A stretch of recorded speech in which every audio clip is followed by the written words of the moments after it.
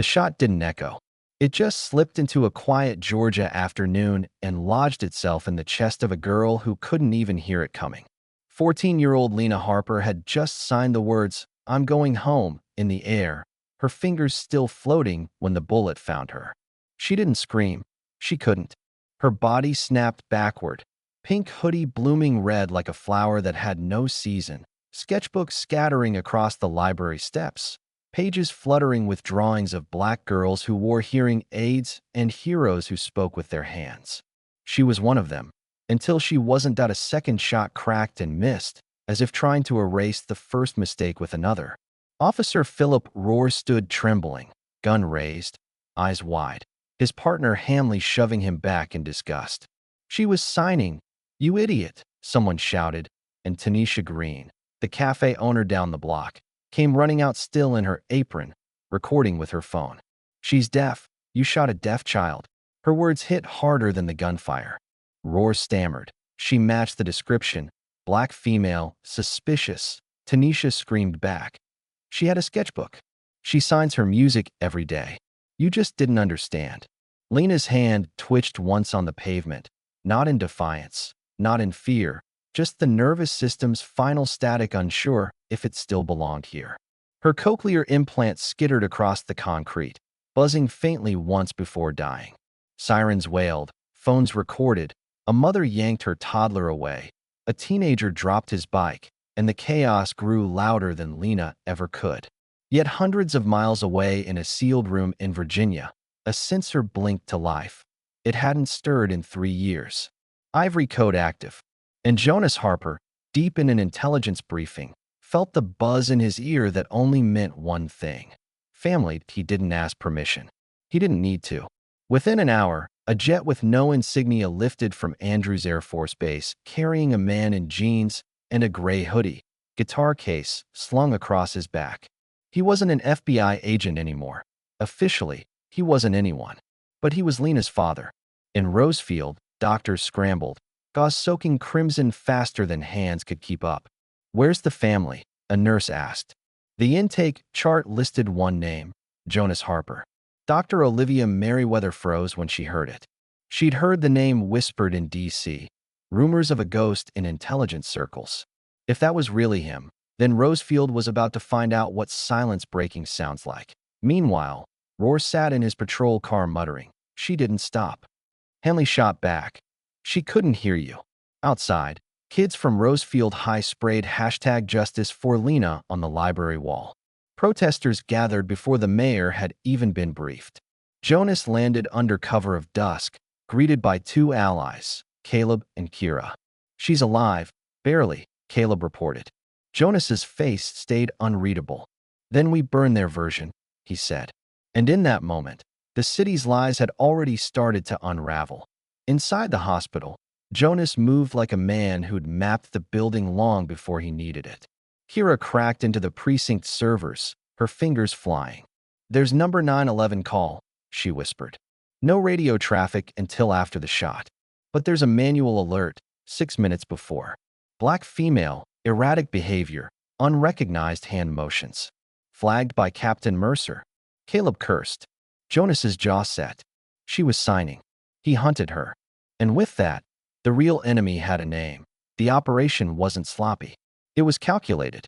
Mercer had been reassigned from Atlanta after an excessive force probe. Now he was tied to a pilot program using predictive AI threat indexing, a system that labeled Lena's signing as gang signals. They weren't scanning children, they were labeling them. Black, young, disabled, unreadable. That was enough to turn Lena into a profile, and profiles in Rosefield often became targets. Jonas had built systems like this once, before walking away. And now those same tools had been turned inward on his daughter. He whispered Marlene's name, his late wife, Lena's mother, and remembered her words. "They don't fear our anger, they fear our clarity." And clarity was about to come. While Lena lay under the surgeon's hands, Jonas and his team uncovered footage, Hanley's body cam, conveniently corrupted, but Tanisha's cafe cameras caught it all. Lena, hoodie bright, fingers moving gracefully in the air as she signed the song, "Rise Up." Rohr shouting, "Stop moving." then firing. 89 seconds of silence turned into evidence.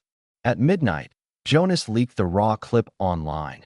No edits, no commentary, just the truth.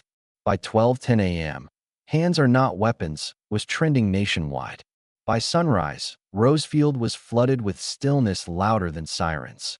Candlelight vigils, teens holding cardboard signs, kids taping Lena's sketches to the library wall. Everywhere the same phrase, she was signing. Mayor Evelyn Brock tried to bury it, but Jonas exposed her authorization signature on the AI program, a discretionary order with no oversight. When confronted at her doorstep, Jonas offered her a choice she'd never given his daughter. She scoffed. Fear always outweighs outrage. He left with a promise. Let's find out. Hours later, a live stream carried her voice approving lethal compliance strategies. She called kids like Lena profiles. Within minutes, it went viral. By dawn, the FBI rolled onto a private airstrip where Brock and her contractors tried to flee. They were arrested under spotlights, contracts spilling across the tarmac like broken promises.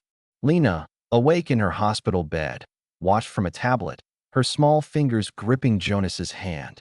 She signed, trembling. "Am I still me?" Jonas bent close, whispering, "You are the reason an empire is falling."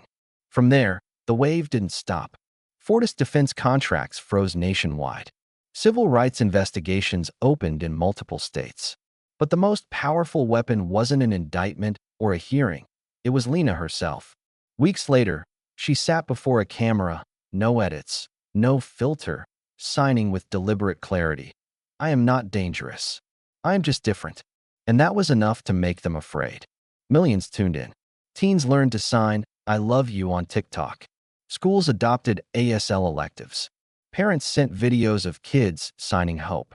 A father in Arizona wrote, "My autistic son saw Lena's hands and said, 'If she can live, maybe I can be trusted too.'"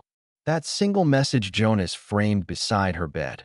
Months later, Lena rolled into a courtroom, upright, unshakable. Across from her sat Officer Roar, hollow, badge long gone. When the prosecution played Mercer's words, "Don't care what the scanner says, those types always have something to hide," the room shifted. Ramirez, a young officer, testified he'd told Roar 3 times Lena was deaf. He'd been silenced by threats of reassignment, until now.